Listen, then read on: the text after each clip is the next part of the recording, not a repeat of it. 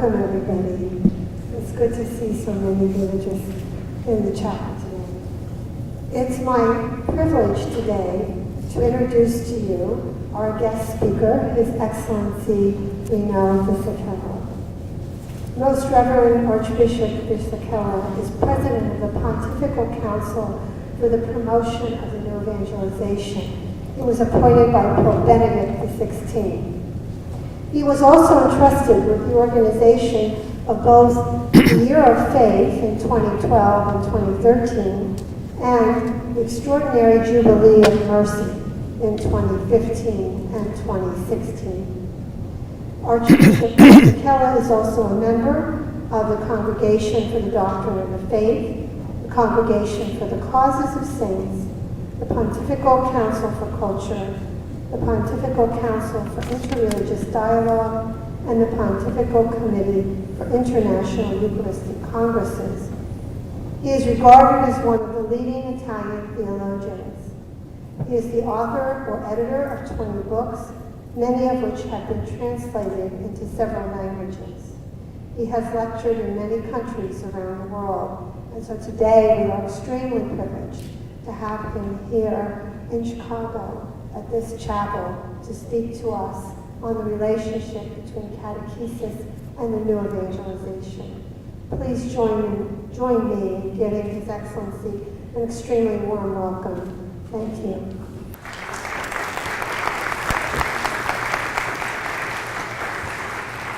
Thank you, Mara. Thank you.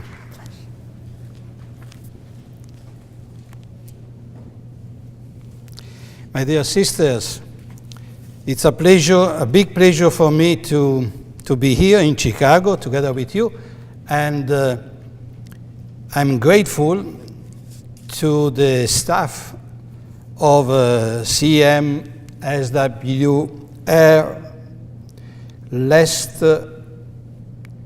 January or February, I don't remember, when they came to Rome and invited me to share a little and to stay for a few hours together to pray and to reflect together.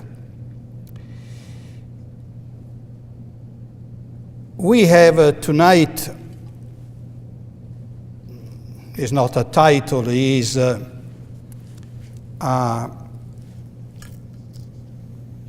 way to understand what I like to share together with you. Because the mother said, I am the president of the promotion of new evangelization. And probably you remember very well how many times for 25 years, more than 25 years, Saint John Paul II spoke on new evangelization. It was no one of the content of his teaching. Probably we should say he was the content of the magisterium of John Paul II. The necessity for the church, for all the church, to be engaged in a new step of the evangelization. He called that a new evangelization. And probably today, new evangelization sometimes is a little ambiguous. What does it mean, new evangelization? If there is a new evangelization, it means that there was an old evangelization. And probably someone think that with the new evangelization, we want to judge the old evangelization. This is not a matter of my reflection, and it was not also a matter of the mind of John Paul II and Pope Benedict and Pope Francis at all. We will speak about evangelization, because this is the nature of the church, to evangelize. But you know, in the last 50 years, with the pontifical with the Vatican Second Council, there is a movement, increasing movement, in which catechesis is always, all the time, thought in the reaction, in the content, in the context of the new evangelization. So I would like to speak with you between the relation between evangelization and catechesis. And I want to start with a beautiful text, a text written by the blessed Pope Paul VI, 10 years after the conclusion of the Vatican II. This text is Evangelii Nuntiandi, is one of the most important documents of the Church on evangelization. We can say that we have two pillars when we speak on evangelization. Evangelii Nuntiandi, and today Evangelii Gaudium of Pope Francis. So how can we reflect on evangelization and catechesis between these two pillars of the magisterium of the Church? First of all, I will start with Evangelii Nuntiandi is the number 44. The Pope wrote, a means of evangelization that must not be neglected is that of catechetical instruction. The intelligence, especially that of children and young people, needs to learn through systematic religious instruction the fundamental teachings, the living content of truth which God has wished to convey to us and which the Church has sought to express in an ever richer fashion during the course of her long history.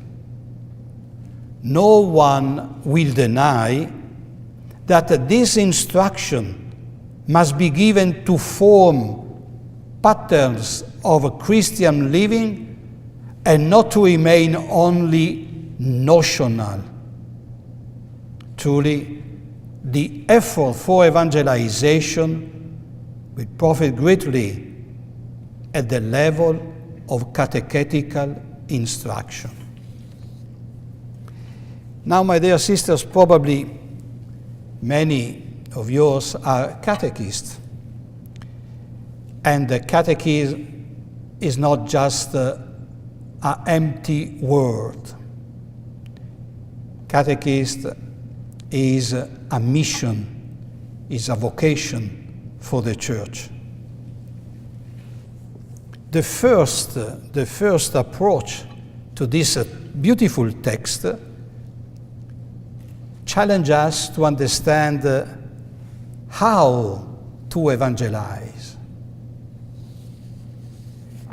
And the answer that we receive is that, first of all, witness is the sign of a genuine work of evangelization.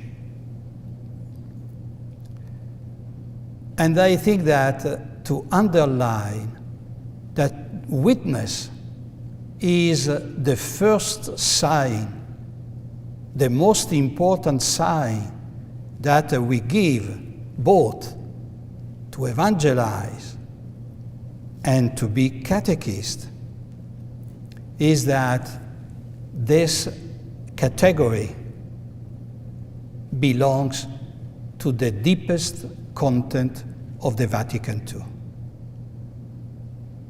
I think that we can find in all the documents of the Council about 90 times the word witness. Is one of the most used terms in the documents of the Council. And we understand why in the number 41, always Paul VI wrote, "Modern man listens more willingly to witnesses than to teachers. And if he does listen to teachers, it is because they are witnesses." My dear sisters, this is very important for the Church and the new evangelization. We will see modern people today listen better. Witnesses. Probably the world of today needs witnesses. And we are called to be that. But don't misunderstand the word witness. It is true that witness, it means first of all our life. But to be a witness, it means also to be a preacher of the word of the Lord. Don't say that I evangelize with my life. This is true, but it doesn't mean I am a witness. Witness for the nature of the word itself, it means, first of all, to open our mouth and to give voice to our experience. Sometimes I underline this because often I heard that it is not necessary to evangelize. I evangelize with my life. So it's not necessary to announce. Wait for a while. Wait. Witness is a technical word. And this technical word comes from the tribunal. The judge calls you to give your witness. And when you are called by the judge, what do? You don't speak at all? And you say, well, this is my life. No. The judge say, please, tell me what you have seen, what you have heard. Tell me. Now, when we speak about witnesses, first is, please, tell me about your encounter of Jesus Christ. Tell me, how did you meet him? Tell me what he told you. And then my life, and then all of my life will be and should be coherent with my first experience of this encounter. So for this reason, I underline very strong the category of witness, because we are all witnesses on an encounter, a personal encounter. tell me how Jesus came to you. This is the first step, both evangelization and catechesis, because both are in the unity of a personal encounter with Jesus Christ. What I do in order to evangelize is to tell people how I met Jesus. And I try to be a guide, if it will be possible, as a catechist, a guide in order to approach Jesus for the other. How they can have the same experience. And especially today, my dear sisters, especially today, because today we have a profound need of a personal encounter. Many signs of our culture in this modern world is individualist. Close in yourself. Close in yourself. Or if you have such a relation, is a relation that is theoretical. You have this new digital culture. And if you speak every day with young people, no? And then, I have a lot of friends, thousands of friends. When I hear that, thousands of friends, say, 1,000? Yeah, where? I have the list on my Facebook.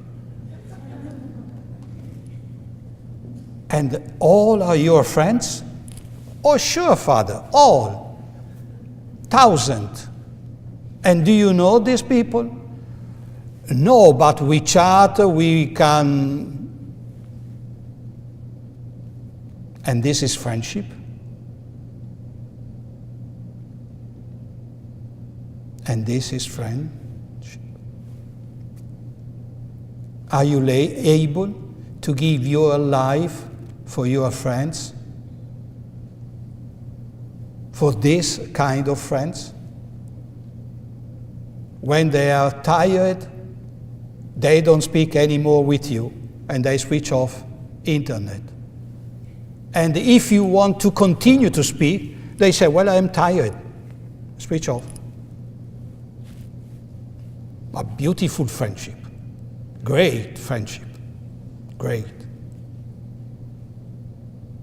So you are closing yourself all the time, alone. You know, I'm just coming from New York. Yesterday, I walked for about 5 miles in downtown, looking people, because I love to go to walk. I love to walk, also in Rome, everywhere. So I walk. I don't take car if I can, because I cannot see people. And so yesterday, a lot of people. And what do they do on the street? I must be all the time careful, because they don't look at you. All the time on the street to make messages on the telephone and crazy. It's crazy. It's the same in Chicago. It's the same. It starts to be the same in Rome. Everywhere. You go on the street and you don't look. You don't. You have a message. You have a telephone. You have everything. My dear sisters, you are teachers. You are catechists. Please. This is a new culture. when the apostles went to announce the gospel, they found a Greek culture. And then they found a Roman culture. And all the gospel was interpreted by these two main cultures of 2,000 years ago.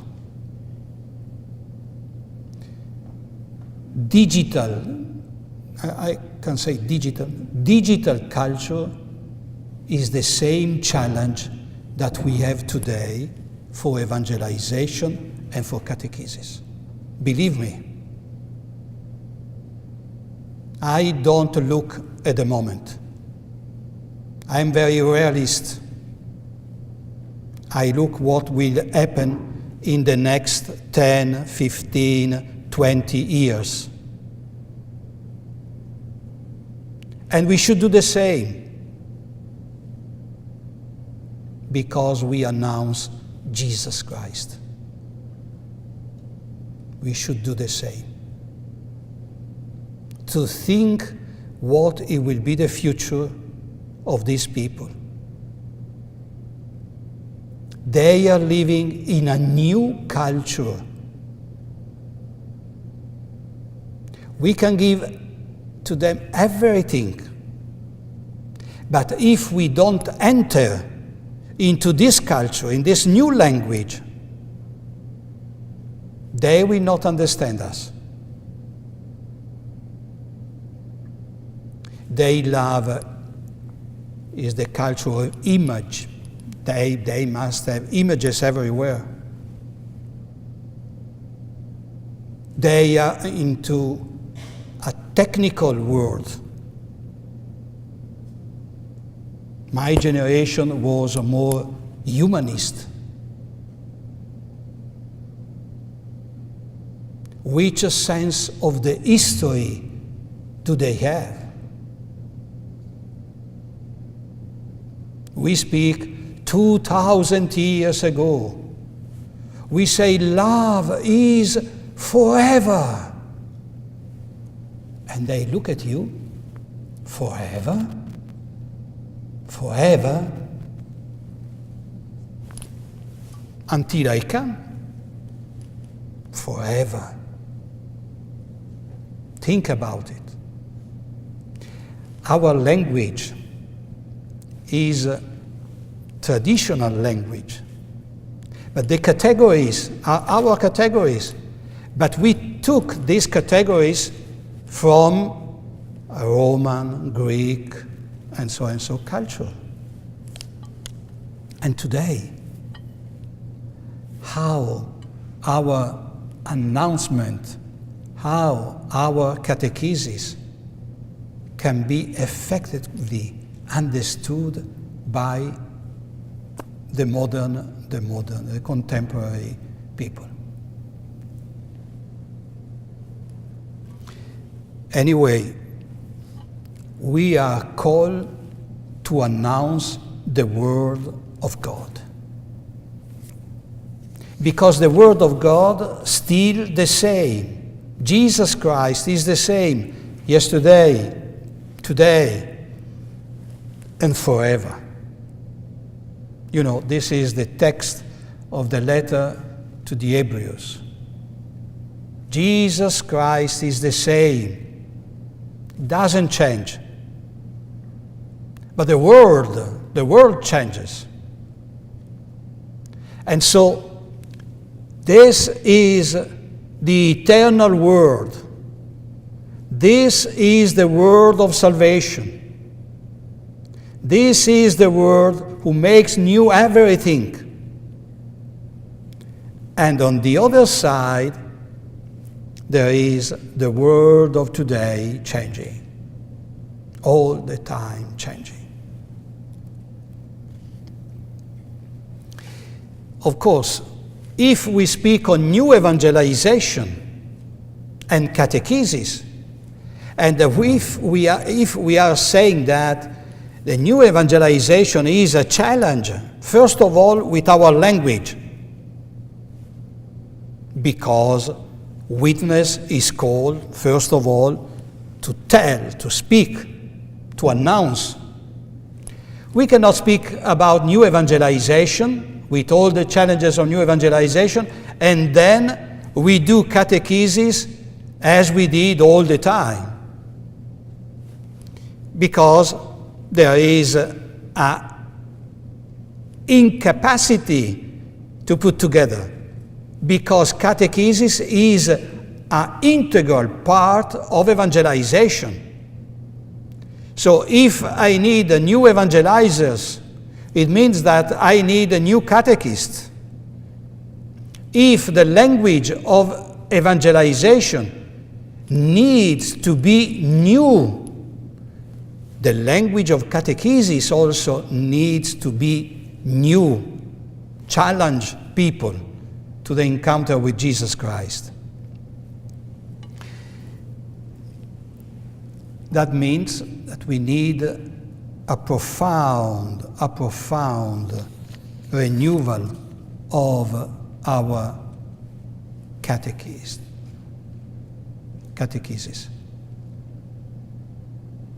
Normally, we have catechesis for First Communion and for receiving confirmation. And we do all our best, all our efforts. But my dear friends, if you put in relation catechesis in order to receive a sacrament, once that you don't have to receive any other sacraments, you think immediately that you don't need any catechesis. And this is wrong. This is wrong. Because for its nature, catechesis is to support people, to support believers, to understand every day more the mystery of faith. Catechesis, for its nature, it means to enter every day in the deepest of the mystery which saves and the mystery in which you believe. That means to know every day better Jesus Christ and the gospel. But catechesis should be, we heard in the text of Paul 6, should be a study which is systematic.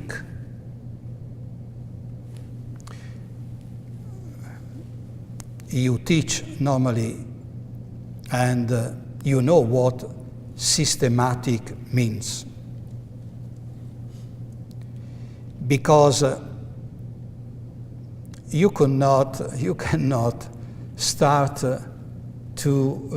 with children, starts to teach the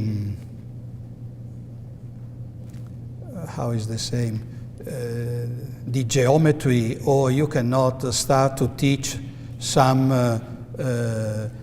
mathematics content if, first of all, you don't teach the meaning of the number. And first of all, you should say, well, this is 1, this sign is 2, this sign is 3, and so and so and so. And then you teach that 1 plus 1 make 2. And then you go on.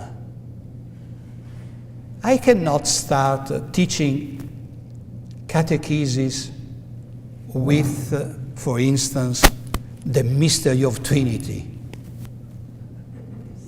Or I cannot start catechesis starting with the 10 Commandments. What do they understand? The 10 Commandments. And please, You should know to memory.